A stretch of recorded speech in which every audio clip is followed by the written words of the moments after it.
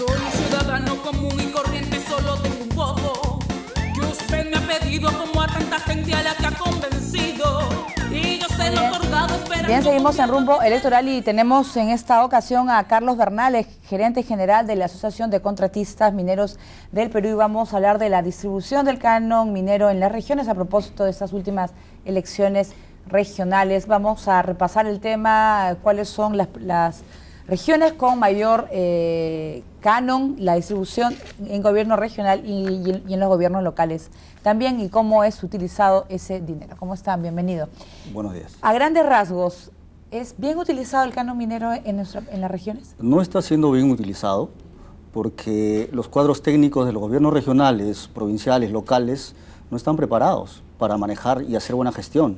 Entonces ha habido un problema ahí de muchos recursos, pero poca capacidad de gestión, ¿no? Entonces se malutilizan esos recursos y no llega a la población ni genera pues soluciones para esas poblaciones que han estado postergadas por mucho tiempo, ¿no? O sea, no saben realizar un proyecto, o sea, bien hecho como para que pase por la supervisión del Ministerio de Economía. Así es, así es. Entonces hay una tarea muy ardua y que tiene que ser sostenida en apertrechar a los gobiernos regionales y locales de cuadros técnicos capaces, ¿no? Para realizar una buena gestión. Porque estábamos viendo que la crítica era también a que los proyectos que se realizaban eran a veces una plaza, no sé, pues a cualquier tema, pero no de repente una posta médica o algo que realmente vaya a beneficiar a la población, de mucha población pobre, por ejemplo. Claro, porque el objetivo del canon es pues desarrollar integralmente a las personas, en las poblaciones donde hay recursos mineros, ¿no? Que son recursos no renovables, y para que cuando en algún momento ya la compañía minera haya extraído todo el mineral, queden en esa zona pues otros proyectos que hagan sostenible, digamos, la economía de esos lugares, ¿no? Claro. Estaba yo revisando cifras, ¿no? 782 millones de nuevos soles en la región Ancash, La Libertad 422, Cajamarca 412, pero por ejemplo en el caso de Cajamarca, donde hasta el momento sectores radicales, grupos radicales han ganado las elecciones regionales y están en contra de la minería, muchos de ellos, ¿qué hacer? O sea, ¿qué van a hacer con ese dinero? Preocupa. Es un gran problema, porque los mismos representantes, he tenido oportunidad de conversar con congresistas de zonas empobrecidas y ofrecen a sus pobladores luz, caminos, etcétera, pero no saben de dónde salen esos recursos. Sin embargo, le dicen no a la minería, cuando a esas alturas no llega ninguna otra industria y el Estado tampoco está presente. Entonces, ¿de dónde salen los recursos para las obras en esos lugares? De la minería. Es la única industria que llega a esos niveles, digamos, a más de 3.500, 4.000 metros. Entonces, aparte del color político que tenga la autoridad, yo creo que tiene que tener un objetivo que es desarrollar sus poblaciones. Entonces, tiene que ser un buen negociador también.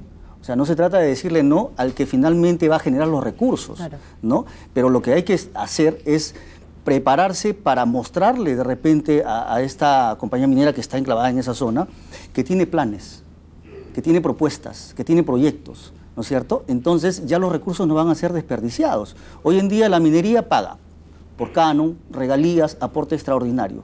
Hay muchos recursos, pero finalmente de manera tangible no se están viendo el aprovechamiento de esos recursos. O sea, ponerse de acuerdo con los proyectos, ¿no? A ver, vamos a construir un hospital, ¿no? De repente puede colaborar o hacer algo, una obra que realmente, pues, no sé, una carretera, ¿no? Porque yo creo que el interés es utilizar el dinero como sea, pero no están pensando en la población que se va a beneficiar. Claro, incluso hay lugares que tienen potencial turístico. ¿Por qué no, digamos, habilitar accesos, de repente poner en valor recursos turísticos, ¿no es cierto? Eso entre otras potencialidades que tienen las poblaciones alejadas del país. Y se tiene que hacer, sí, proyectos de desarrollo transversal. La minería está en las alturas, pero puede concatenar varias provincias y llegar hasta la costa. Por ejemplo, un caso de esos es en la región Arequipa, el proyecto Coropuna, ¿no? Que viene de lo más alto de las cumbres y está cruzando 4 provincias de la región Arequipa y llega hasta Camaná. Y se han identificado ahí como 18 unidades productivas que se pueden enlazar para que no sean cuestiones aisladas. Entonces se puede desarrollar muy ampliamente, pero no estamos preparados. Lamentablemente el canon fue hecho con buena intención para dotar de recursos a las regiones, pero no las regiones ni los gobiernos locales han estado preparados para ello. ¿Cuál es la zona que más les preocupa a ustedes? Porque hay regiones en las cuales el dinero está en las cuentas, o se utiliza mal, o simplemente, que como yo le decía, es peor no utilizarlas, ¿no? Claro. O sea, se queda ahí, o sea, se cumple la de el mendigo sentado en el Banco de Oro. El Banco de Oro, ¿no? Claro, claro, pero aquí hay que ver otro tema, que hay que ser creativos con los proyectos.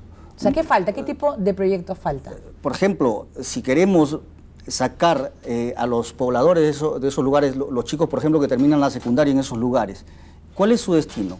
Es un círculo de abuelo, padre, hijo, nieto, donde todos se dedican a la pequeña agricultura, de subsistencia. ¿Por qué, por ejemplo, si ya está mapeado el Perú y se sabe que tenemos un gran potencial minero, por qué no establecer centros de entrenamiento mineros? Porque hoy en día la minería es de alta especialización. Entonces, para entender los sistemas, ¿no?, de trabajo, los estándares, los procedimientos, es necesario un trabajador minero bien preparado, contrario a lo que tradicionalmente se ha pensado que es un trabajo de fuerza y no es así. Entonces, hay que prepararlos y ahí estamos atacando dos temas, por ejemplo. El tema de la educación, de la formación laboral y el tema del trabajo, porque ¿qué compañía minera o qué contratista minero no va a querer tener un trabajador minero calificado? Cosa que hoy día están faltando. Lo que más falta en la minería hoy día, por ejemplo, en el tema laboral, son operarios y trabajadores calificados. Claro. Hace falta. Entonces, esa es una de las cosas en las que se podría utilizar bien los dineros, por ejemplo. Y lo otro, identificar creativamente las potencialidades de cada lugar, cosa que no se ha hecho. Hay que establecer líneas de base, ¿no?, donde se diga, en esta zona yo tengo un potencial turístico, un potencial de mejoramiento de ganado, de pastizales, etcétera. Pero hay que hacerlo. Y si no se invierte en eso, ¿cómo sabemos lo que podemos hacer allí? Claro. Es imposible. Además de que mucho se ha visto como el gran causante de que no se avance es el Ministerio de Economía a través del SNIP. Bueno, no, pero es que el SNIP califica a lo que sabe, yo una vez me explicaron el proyecto que está bien sustentado, ¿no? Pero si un proyecto está mal hecho, no pasa el SNIP. Claro, pero allí hay que ver otro tema. Por ejemplo, los ministerios o entidades, digamos, rectoras del Estado, ¿no?, que ven llegar muchos proyectos, deberían no solamente ser calificadores o autoridades que evalúan y digan sí o no, deberían al contrario ayudar. Oye, estás fallando en esto, yo te apoyo, o sea, te doy la asistencia, el asesoramiento para que pase tu proyecto. Pero si solamente le dices no, entonces los señores, como no saben qué hacer, siguen postergados. Entonces hay que tener una asistencia directa, más cercana, ¿no es cierto? No solamente ser controladores, fiscalizadores o evaluadores, sino también ayudar, ¿no es cierto?, a los técnicos de estas localidades, de estos gobiernos, para que puedan ver hecho realidad sus proyectos, ¿no? En el tema del Cusco, a propósito del gas de Camisea, fue una población cercana a Camisea que se hizo, fue uno especie de baños, ¿no?, o sea, como baños turcos, una cosa así, con jacuzzi, cuando no tienen ni agua. Que es un recurso que ellos mismos reclaman. Imagínense, el gobierno regional o las autoridades del lugar reclaman que la minería les quite el agua. Sin embargo, ellos están proponiendo una gran piscina monumental. Entonces, están utilizando un recurso que ellos mismos le dicen a la compañía minera que no debe depredar. ¿Pero qué pasa en el Cusco? ¿Son las autoridades radicales? ¿Qué es lo que ustedes han podido...? Lo que pasa es que nosotros hemos vivido, porque hacemos trabajo de campo, nos hemos dado cuenta que incluso las autoridades olvidan su papel de autoridad y se parcializan con ONGs, o las mismas autoridades desde aquí de la capital asusan a la población y entonces la población entra en una disyuntiva, ¿no? Y como nadie ha llegado, porque ahí falta una labor de prevención del Estado y de las mismas compañías mineras en algunas oportunidades, porque se ha sido muy reactivo. O sea, compañía minera va, se enclava en un lugar y trata de explicar luego. No, es al revés. Y por eso nosotros hemos propuesto, por ejemplo, de que antes de que llegue cualquier proyecto, establecer un equipo de trabajo que lo conforme el Ministerio de Energía y Minas, ACOMIPE, la Sociedad de Minería, el Instituto de Ingeniería de Minas, los gobiernos regionales, los colegios profesionales de la zona, para recorrer todo el Perú donde hay, digamos, potencial minero, y ya explicarle a esas poblaciones qué va a pasar cuando la minería llegue ahí, cómo va a impactar, cómo se va a mitigar ese impacto, para que estén preparados. Pero si lo dejamos así y de pronto llegamos ahí, entonces las poblaciones ya han sido, digamos, concientizadas, entre comillas, por organizaciones que están contra la minería, que son antimineros, ¿no? Muy bien, si me permite, vamos a hacer al señor Carlos Bernal una pausa, claro, y vamos a regresar aquí en Rumbo Electoral con más de este importante tema. Volvemos. Solo tengo un voto que usted me ha pedido como a tanta gente a la que ha convencido. Y yo se lo he otorgado esperando confiado a que llegue ese día que vea cumplido, olvide la letra.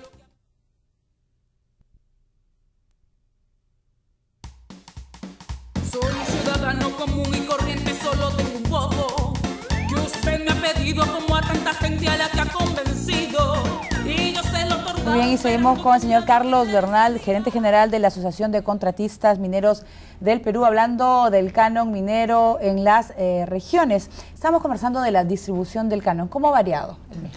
Ha variado en el sentido de que ahora el Ministerio de Economía y Finanzas lo distribuye de acuerdo a índices de densidad poblacional y también de pobreza, ¿no? Déficit de infraestructura, carencia de necesidades básicas.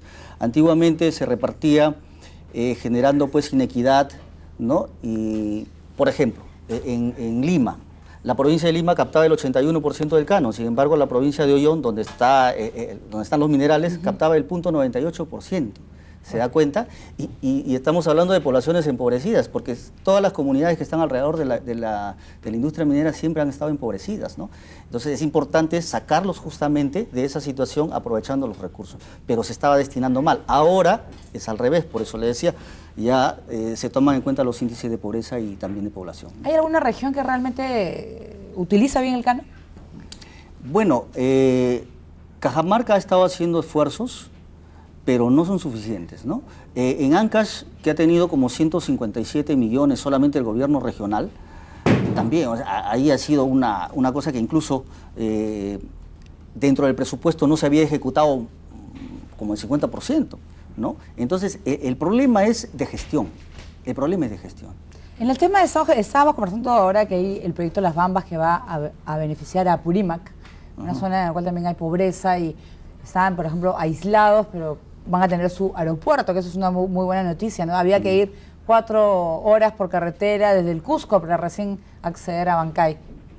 ¿Cuáles son los beneficios que van a tener ahí? Pues están comentando 300 millones de soles desde el 2014. Claro. Las Bambas va a recibir, a partir del inicio de proyecto Las Bambas, ¿no? El inicio de operaciones, va a recibir 300 millones a partir del 2014, 300 millones anuales. O sea, de nada que recibía. De nada que recibía. Eso es haberse ganado la lotería. Lógico, y entonces todavía tienen tiempo para prepararse, para recibir esos recursos y gestionarlos bien.